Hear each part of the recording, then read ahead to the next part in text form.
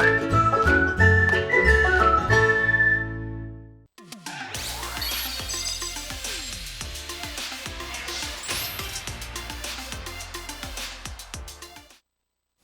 유한타증권 유동건 본부장님 안녕하세요. 안녕하세요. 네. 예, 오늘 저희가 좀 시작이 좀 늦어졌습니다. 빠르게 예. 하죠. 네, 부지런히 가보겠습니다. 예. 네. 어떤 얘기 해볼까요? 네. 네, 뭐 CPI 숫자 나왔으니까 네. 네. 그런 부분도 들여다보고요. 네네. 전체적으로 어쨌든 2023년에 대해서는 좀 기대를 좀 늘려보자 네. 이런 생각이고요. 그렇지만 어쨌든 아직까지 월가나 전반적인 시장 자체는 아까 말씀하신 대로 헷갈려 합니다. 네. 그렇죠. 그래서 지금 2023년 S&P 500 전망치를 보시면 상당히 낮게 보는 데가 3,400이고요.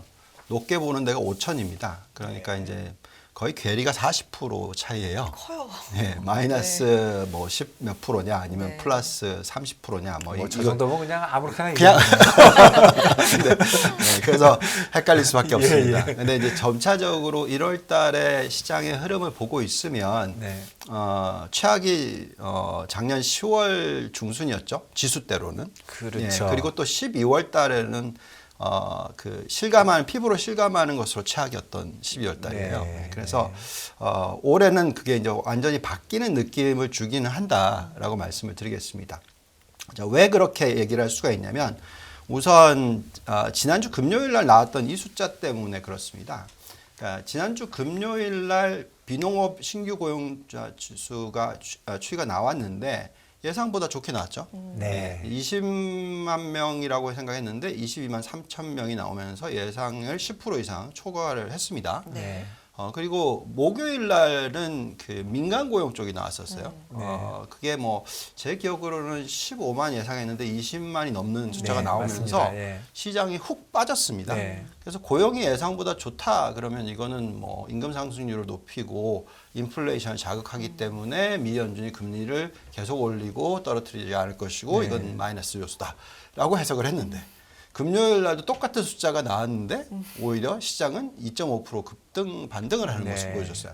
그러니까 이제 지금 시장이 헷갈려 하는 네, 거죠. 네. 그러니까 이제 그 이유는 두 가지 요소가 있을 것 같습니다. 우선 첫째는 고용 시장이 그래도 안정적이니까 경기 침체가 빠르게 안 오는 게 아니냐라는 해석을 할 수가 있고요. 하나는. 네. 또 두 번째는 좀 자세히 들여다봤더니 고용 시장의 어떤 그 환경 자체가 그렇게까지 인플레이션을 자극하는 숫자냐 이렇게 이제 해석이 되는 거죠. 좀 자세히 들여다보면은 임금 상승률이 중요하다고 말씀을 드렸죠. 네. 네. 그러니까 인플레이션에 자극을 하는 부분 중에서 가장 컸던 부분, 그러니까 작년 상반기에 가장 컸던 부분이 원자재 가격, 그러니까 코스트 푸시 인플레이션이죠. 네. 예, 그 공급에 따른 어떤 인플레이션이 거의 이제 사라졌다고 치면 네. 결국 임금 상승률 및 고용 시장이 좋으면서 수요의 증가에 따른 인플레이션이 굉장히 중요하다. 그래서 이제 그 부분에 있어서 사실 실업률은 정확한 거를 예측하는 게 아니고요. 저희가 생각할 때는 오히려 임금 상승률이었다라고 그렇죠. 생각했는데 임금 상승률이 예상치가 0.4%였거든요. 전달 대비해서. 네. 근데 실질적으로 0.3%가 나왔고요. 그 다음에 그 시간당 임금 상승률도 5%를 하회하는 모습이 나왔습니다. 4.6%가 나왔고요. 또 좀 더 자세히 들여다 보면은 뭐 평균적으로 어쨌든 지금 쭉 빠지고 있어요. 예, 상승률이. 네. 그래서 인플레이션을 자극하는 요소가 점점점 줄어들고 있다라고 보여지고요. 오른쪽은 뭐냐면은 이제 그 저소득층, 중산층 그리고 고소득층의 숫자입니다. 그래서 이게 떨어지는 속도를 보시면은 사실 이 저소득층 쪽은 굉장히 빠르게 떨어지고 있어요. 중상층도. 그래서 임금이 이 전체 소비에 미치는 영향 자체가 점차적으로 인플레이션을 그렇게 크게 자극하지 않을 거다라고 해석을 할 수가 있다라는 거고요. 게다가 또 우리가 흔히 얘기하는 그 정규직이 아니고 뭐라 그러죠? temporary worker니까 네네. 임시직. 네. 임시직의 이 속도는 급격하게 떨어졌어요. 네. 예, 그래서 오히려 마이너스로 갔습니다. 그러니까 이제 빨간 선이 쫓아갈 거다. 예, 그러면 결국 고용 시장이 빠르게 식을 수 있다라는 거죠. 그렇기 때문에 우리가 인플레이션을 자극하는 요소가 이제는 거의 다 사라진 게 아니냐. 뭐 이런 식으로 좀 해석을 할 수가 있다라는 겁니다. 그래서 물론 이게 정답일지 아닐지는 모르겠으나 이렇게 또 다시 해석할 수가 있죠. 실업률이 지금 3.5%가 나왔어요. 3.7% 예상이었는데 더 낮았습니다. 그럼 이거는 당연히 미 연준은 금리를 안 내릴 거 아니야. 이렇게 해석을 하겠죠. 왜냐하면 피봇을 일으키는 전제 조건 중에 하나가 실업률이 4.5%까지 가야 된다. 뭐 이런 식으로 얘기를 했었으니까요. 네. 근데 제가 과거에도 여러 번 보여드렸듯이 이 노동 참여율 추이가 63% 미만일 때는 결국 실업률 가지고는 금리를 결정을 하지 않더라. 그때도 금리가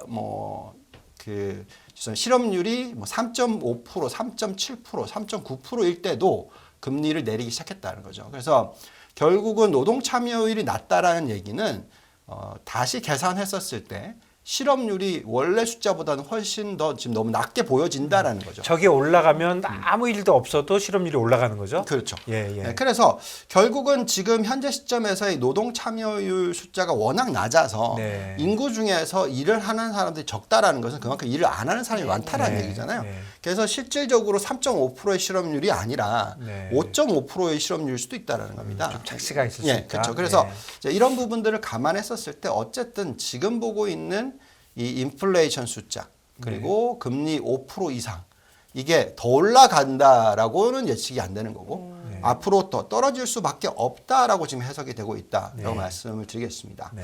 자, 그래서 어쨌든 CPI 숫자가 나왔습니다.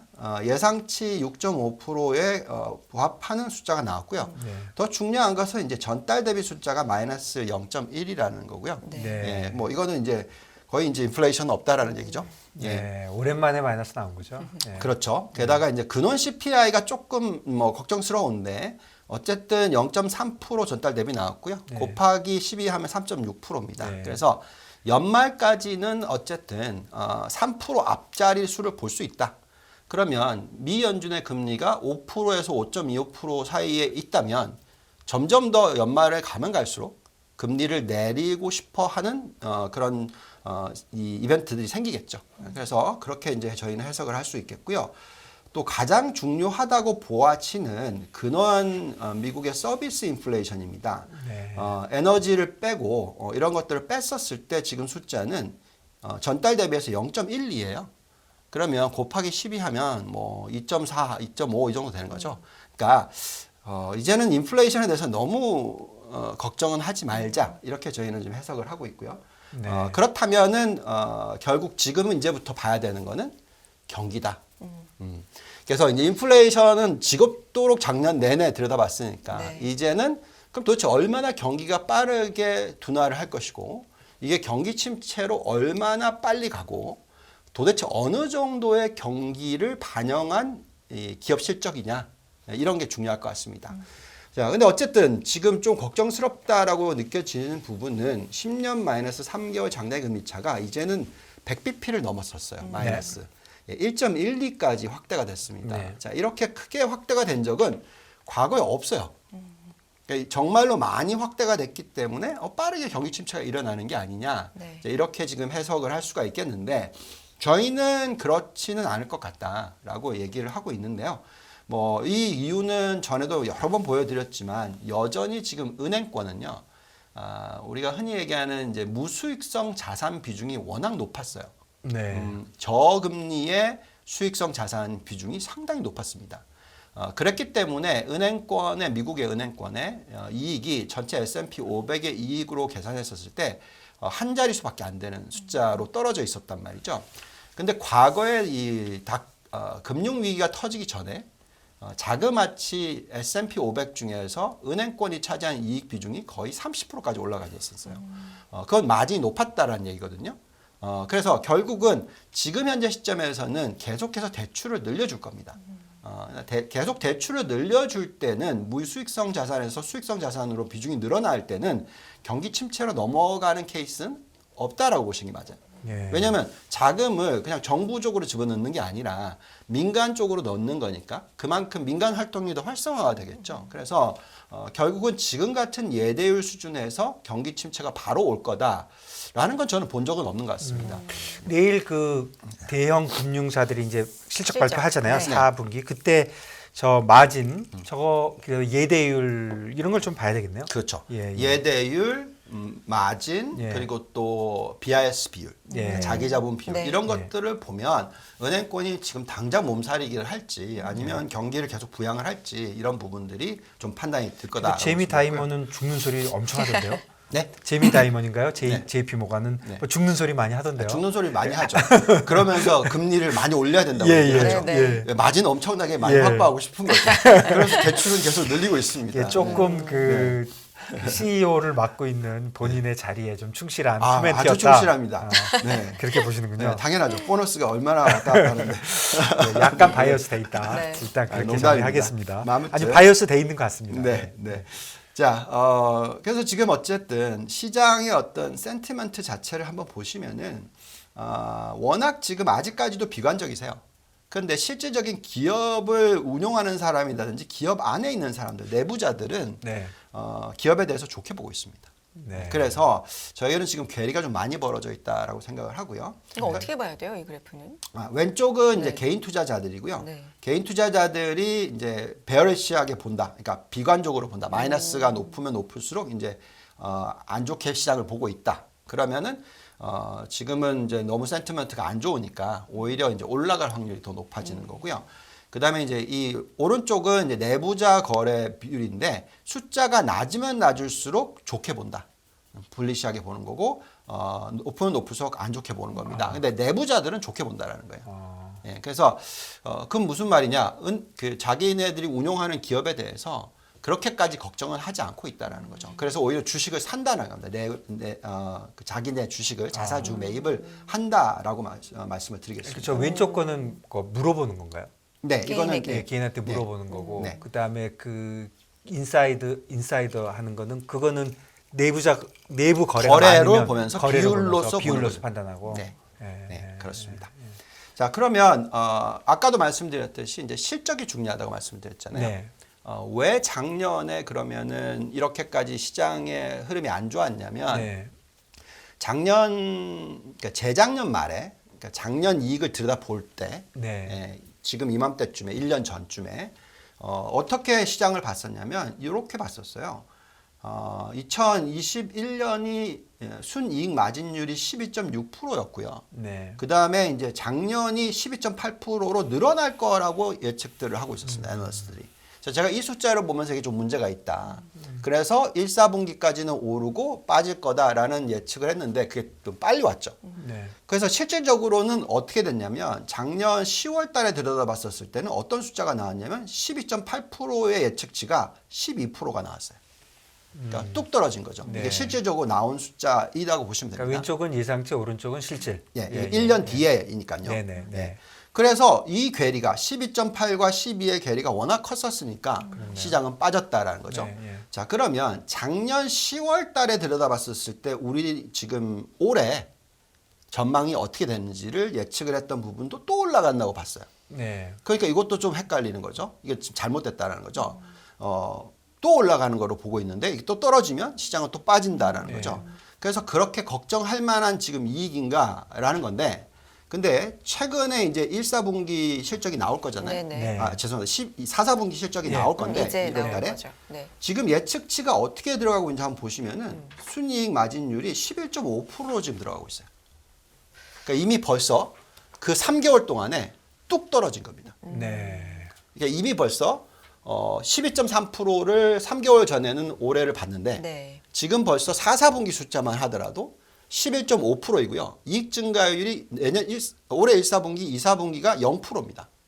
그러니까 계속해서 마진이 낮게 떨어질 거라고 지금 예측이 벌써 들어가고 있다는 많이 거예요. 들어가 있다. 네. 네. 그리고 이익 증가율도 이미 4, 4분기가 마이너스 4.1%까지 떨어져 있어요. 그러니까 무슨 얘기냐면 애널리스트들이 너무 작년에 많이 얻어맞아서 완전히 몸살이기를 12월 달에 확 들어간 거예요. 네, 그래서 이미 벌써 굉장히 많은 경기 침체나 안 좋은 시장을 반영을 하고 있는데 그 숫자를 반영한 12개월 포워드 PER이 16.5배입니다. 네. 이거는 굉장히 낮은 숫자예요. 네. 5년 평균이 18.5배고 10년 평균이 17.2배입니다. 네. 그러니까 이거는 이익도 적게 받는데 PER도 낮게 보고 있다. 아예 눈높이가 그냥 예, 네. 낮아졌다라는 네. 거죠. PER, 포워드 PER이 16.5면 낮는데 네. 이익은 많이 안 내렸다 그런 코멘트도 사실 많이 있기는 했는데. 네, 그게 예. 보시면은 여기 예. 이제 매출 증가율로 보시면은 굉장히 많이 어저스트가 됐어요. 네. 그러니까 매출 증가율이 3.8%. 예. 예. 그러니까 지금 어떻게 이익이 들어가고 있냐면 네. 1, 4분기, 2, 4분기 숫자는 왕창 내려놓고 네. 3, 4분기, 4, 4분기는 안 내렸어요. 그러니까 이익이 늘어나는 것처럼 보이는 예, 거죠. 예. 근데 사실 경기 침체가 오는 시기는 빨리 오면은 올해 하반기잖아요. 그렇죠. 그쪽을 내렸어야죠, 오히려. 네. 그래서 이게 지금 뭐 거의 이미 벌써 굉장히 많은 숫자들이 반영이 됐다라고 판단하고요. 네. 요걸 좀 더 나아가서 계산을 좀 해봤더니 이렇습니다. 네. 어쨌든 금리 5% 반영하고 이익의 증가율이 0%를 반영했었을 때는 제가 여러 번 보여드렸죠. 네. 예, 이 숫자는 이미 지금 지수대다. 예, 그래서 추가적인 하락폭은 한정적이다라는 거고요. 근데 이제 만약에 이익 증가율이 마이너스 10%다. 그러니까 네. 작년 대비해서 마이너스 10%의 이익이 떨어진다라고 계산하면은 지금 지수 대비해서 마이너스 7에서 마이너스 11% 정도가 더 빠져야 된다 이런 숫자입니다. 예, 그래서 예. 자 그럼 이제 경기 둔화가 일어날지 경기 침체가 세게 일어날지 요거의 차이입니다. 근데 네. 저희가 보기에는 아까도 말씀드렸듯이 경기 침체가 일어나는 강도가 그렇게 커 보이지 않는다라는 거고요. 그다음에 이제 반대로 만약에 금리가 지금 벌써 3.5% 깨졌죠. 네. 10년짜리가. 네. 그럼 연말까지 이 숫자가 안 올라간다. 그냥 이대로 유지가 돼서 연말에 3.5%다라고 생각하면 컨센서스를 반영하고 경기의 침체가 일어나지 않는다라는 것을 집어넣으면은 결국 시장은 지금 지수 대비해서 한 15에서 20% 정도 올라야 된다는 거고요. 그다음에 이제 2024년까지도 경기 침체가 일어나지 않는다라는 감안을 하시면은 2024년에는 30에서 60% 상승할 수 있는 여건이 또 생기는 거죠. 그러니까 거기까지는 2년으로 보면. 그래서 낮게는 마이너스 10%, 높게는 앞으로 2년 동안에 플러스 50% 이렇다면 시장은 점차적으로 악재보다는 호재에 더 많이 반응을 하게 될 거다라고 네. 말씀을 드리는 겁니다. 역시 실적이 이제 문제가 되겠네요. 네. 실제로 실적이 어떻게 나오느냐. 4, 4분기 실적 또 1, 4분기 실적 이런 게 그것도 이제 중요하죠. 네. 내년 이제 저희 한 4월, 5월 그때 이 방송할 때는 실적을 엄청 보게 되겠네요. 네. 그래서 저는 사실 이제 어떻게 생각을 하고 있냐면 올해 4월, 5월 달까지는 시장이 굉장히 좋을 것 같아요. 네. 근데 이제 4월, 5월 달에는 예측치가 너무 낮기 때문에 네. 예측치보다 높게 나오는 숫자가 나올 거거든요. 예. 그러면 이제 시장은 올라가요. 네. 그런데 문제는 3, 4분기, 4, 4분기 실적이 나올 때가 네.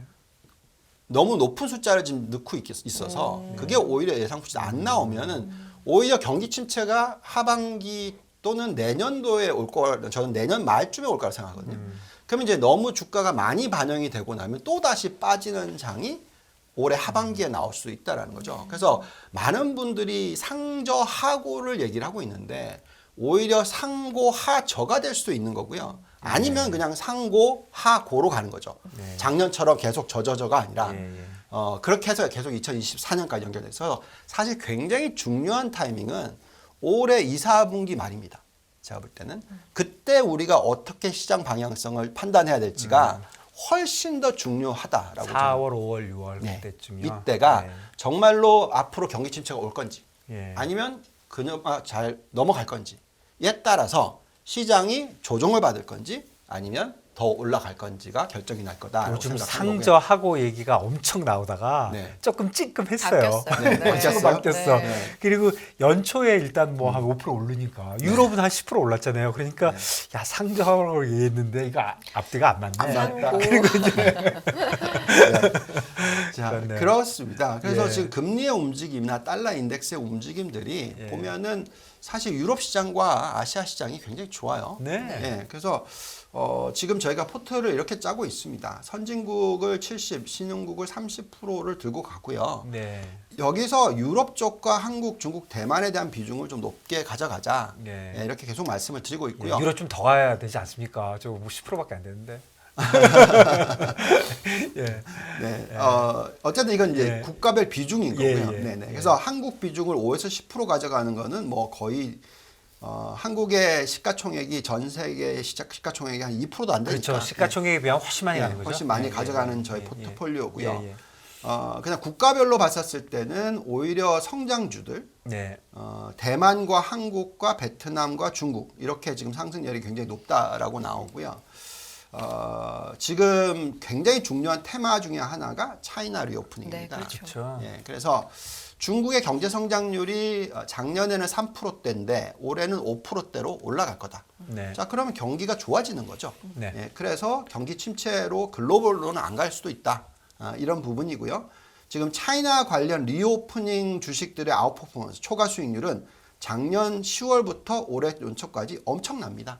굉장히 많이 초과 수익률을 달성하고 있다라고 말씀을 드리겠고요. 그다음에 중국의 예대율이 4, 4분기에 급격하게 빠졌었고 반면에 예금 증가율, 그러니까 M2 증가율이 급격하게 상승을 했습니다. 그래서 2014년, 15년 급등장을 재현하는 게 아니냐까지도 생각이 들 수가 있어요. 네. 그래서 중국에 대해서 관심을 가지셔야 될 것 같고 한국도 여기에 영향을 받는다라고 보시면 될 것 같습니다. 그리고 저희가 이제 업종에 대해서 지난주에 와서 말씀을 드렸잖아요. 네. 신재생 에너지가 폭등을 하고 있습니다. 네. 지금 신재생 에너지 비중을 20% 정도 가져가는데요.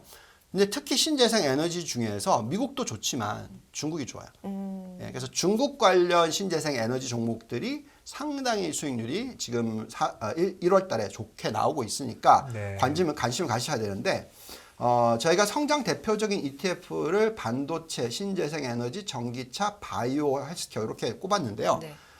바이오가 작년에는 좋았는데 올해는 좀 별로고요. 네. 오히려 전기차, 신재생 에너지, 반도체가 상당히 연초 대비 수익률이 높게 네. 지금 나오고 네, 있다라고 그렇죠. 말씀을 드리겠습니다. 네. 특히 계속 말씀을 드리지만 이 신재생 에너지 종목들 여기에 올라와 있는 것들을 다 보시고요. 네. 한국에도 대표적으로 아시겠지만 하나솔루션과 현대에너지솔루션이 있습니다. 네. 예, 굉장히 지금 주가 흐름이 좋게 지금 나타나고 있습니다. 그래서 꼭 들여다보실 필요가 있다고 말씀을 드리겠고 그렇게 되는 이유가 지금 폴리실리콘 가격, 원자재 가격이 급락을 했고요. 네. 마줄은 가격이 좋아질 것이니까 괜찮아 보인다라고 말씀을 드리겠고 또 뭐 금융업종이라든지 금융의 어떤 이익이 굉장히 지금 좋기 때문에 계속해서 경기를 부양시키고 있다라고 보시면 될 것 같습니다. 매력적인 업종, 특히나 신재생 에너지 섹터 강조해 주셨고 금융 쪽까지 마무리해 주셨네요. 유한타증권 유동원 부부장님이었습니다. 고맙습니다. 감사합니다. 감사합니다.